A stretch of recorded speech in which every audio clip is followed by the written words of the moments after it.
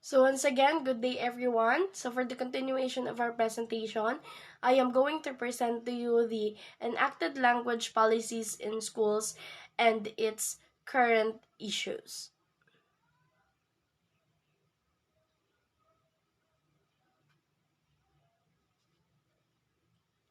So, based on the Dex Order number 25 series of 1974, or it is also known as the Implementing Guidelines for the Policy on Bilingual Education, so it serves as the basis for the institutionalization of bilingual education policy in basic education. In short, this bilingual education policy aims at the achievement of competence in both Filipino and English at the national level through the teaching of both languages and their use as a media of instruction at all levels.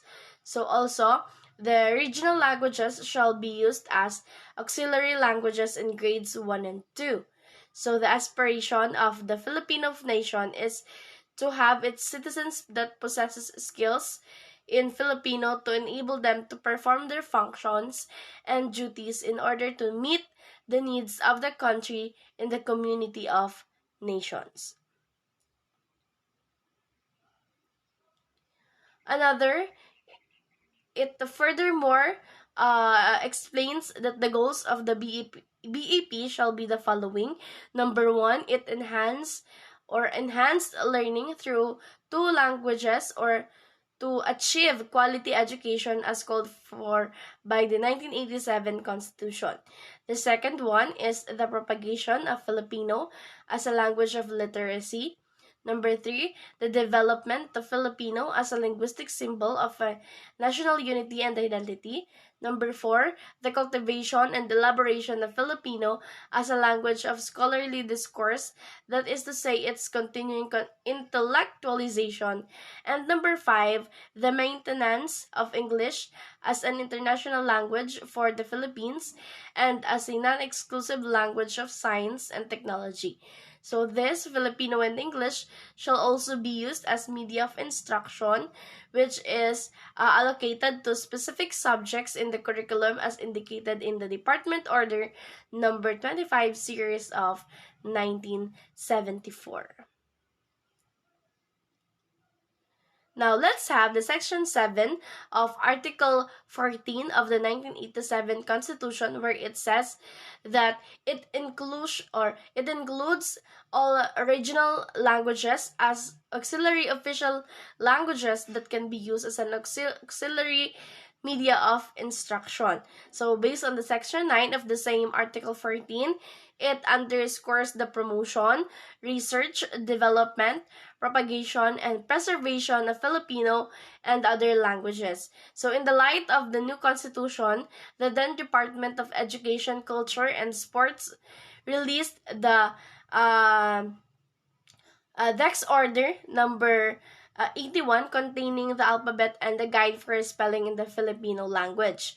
So this order also stipulated that the Filipino alphabet is composed of 28 letters, which is comprised of the original 26 letters of the English alphabet plus the NE and the NG. So the order also provides instruction on how to read the letters. Now, on August 25, 1988, it says that, or the late President Corazon Aquino signed the Executive Order number 335, which is enjoining all government offices to take steps necessary for the purpose of using Filipino language in official transaction, communications, and correspondence. Now, let's have the Republic Act number 7104, which is also known as the Komisyon sa Wikang Filipino. So, this Komisyon sa Wikang Filipino undertakes, coordinate, and promote researches for the development, propagation, and preservation of Filipino and other Philippine languages. Moving on, we have the Republic Act number 7722, Commission on Higher Education Memorandum Order number 59 series of 1996. So in consonance with the bilingual education policy that has been mentioned earlier, it underlines in the Decree Order number 52 series of 1987, wherein it says that the following are the guidelines or vis-a-vis medium of instruction to with number 1, language courses, whether Filipino or English, should be taught in that language.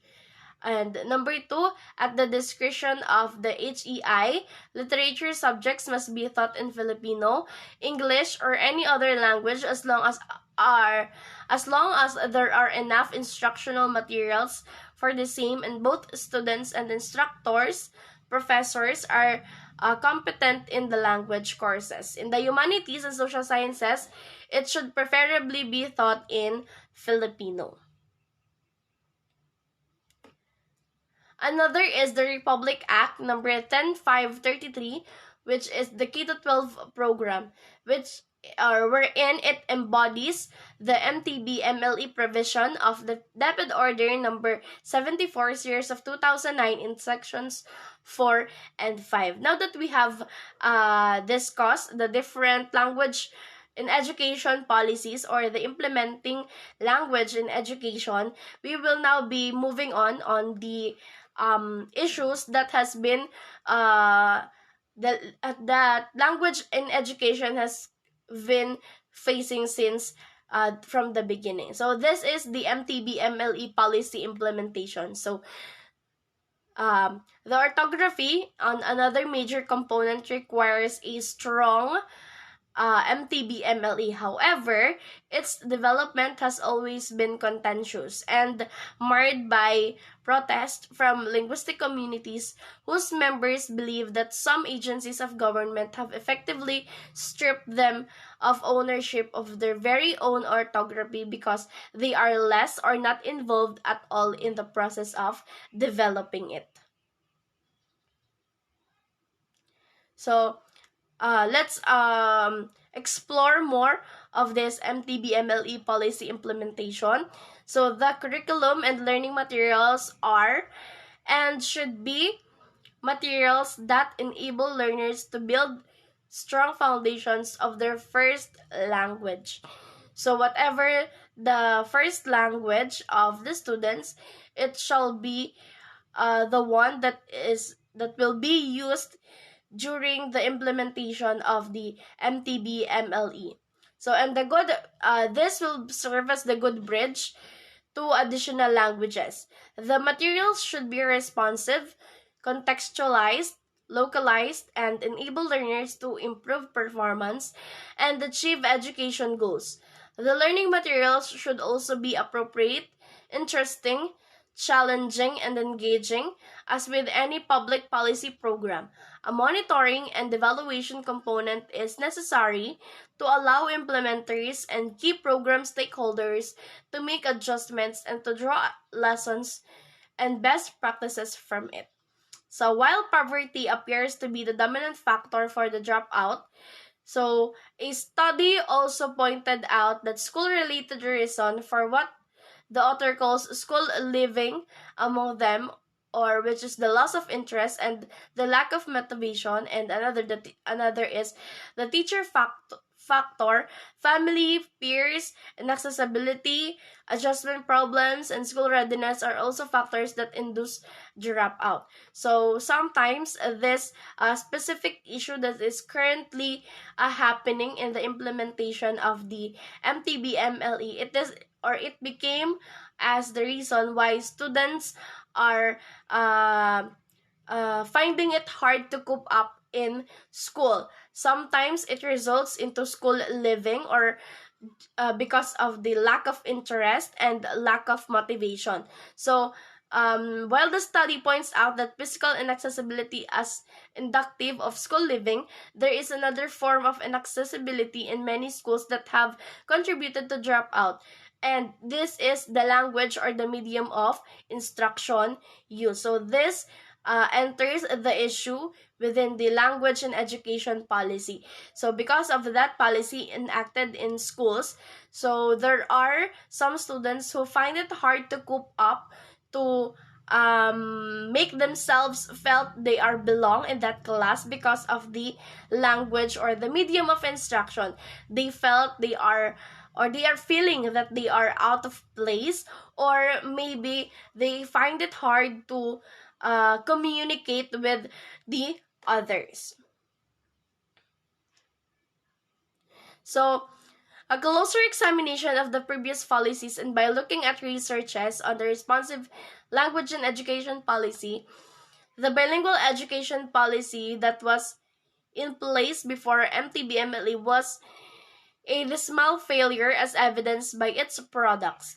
So many of the teachers who are still teaching, who according to Bautista, they have been reported as the greatly deficient in their English language skills. So the deficiency in the second language as a default in the BEP, because there was no emphasis in the mastery of the first language, the learners as a condition to acquiring the proficiency a second or third language later on.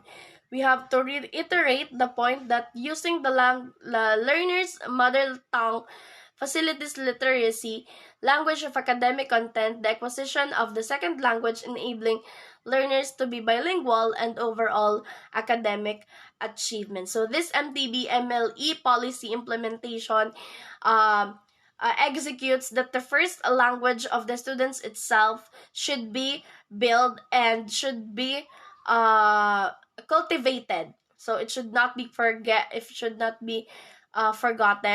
and it must be the language that the student will use in order for them to cope up easily and to communicate with others without feeling the out of place.